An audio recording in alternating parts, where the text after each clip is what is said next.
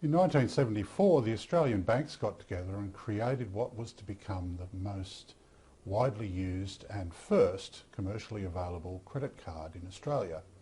It was called Bank Card. Now, you may not have seen this if you haven't been around since those days.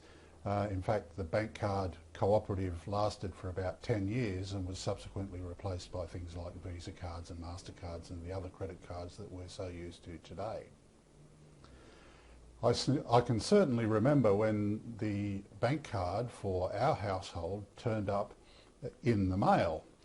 A great deal of effort is put into security of credit card these days, but it didn't seem to be an issue back in 1974. My father took hold of the bank card and promptly put a pair of scissors through it. It wasn't the sort of thing for him.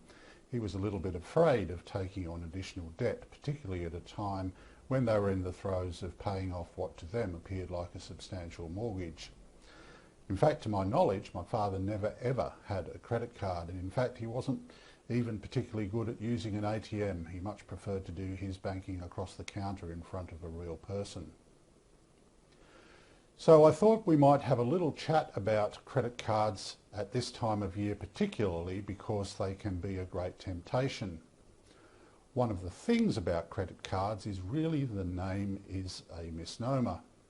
In fact, credit cards are credited, if you like, with contributing towards the availability or the easy availability of credit. Credit sounds like a great word, doesn't it? But in fact, what we're talking about is they contribute to the easy access to debt. Now let's just have a look at a couple of statistics around that. Currently in Australia there are about 16 million credit cards in circulation. The total outstanding debt on those credit cards is around about $30 billion at any given point in time, and around about 20 billion of that is attracting interest. Interest rates on credit cards can vary quite widely, but the average interest rate on outstanding balances on credit cards in Australia is presently 16.58%. Now that's a pretty substantial rate of interest when you consider that you can get a home loan for something around about 3% or something a little bit more than that perhaps. So a 16.5% interest rate on a credit card can be quite crippling.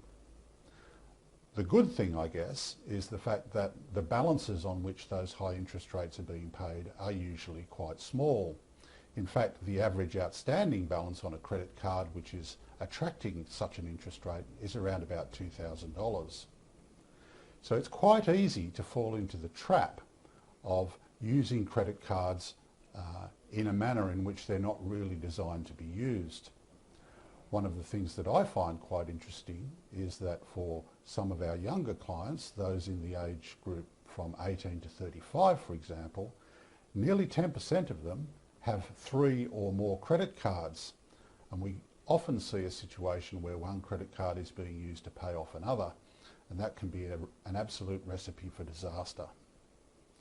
So one of the things I would encourage you to do at this time of year, if you are going to use a credit card for those inevitable increased expenditures which you have during the festive season, on holidays, on social events and all of those sorts of things, is to ensure that you don't spend any more on your credit card beyond that which you will be able to pay shortly in the new year. We very often find clients in a position where they have accumulated some additional debt during the festive season which takes them all of the next year to pay off, and that only is going to inhibit their future financial plans for the next year. In fact, if you spend the next 12 months paying off the excesses of the festive season this year, you really won't be in a position to be able to properly get your finances organised for the next 12 months. Look forward to talking to you again soon.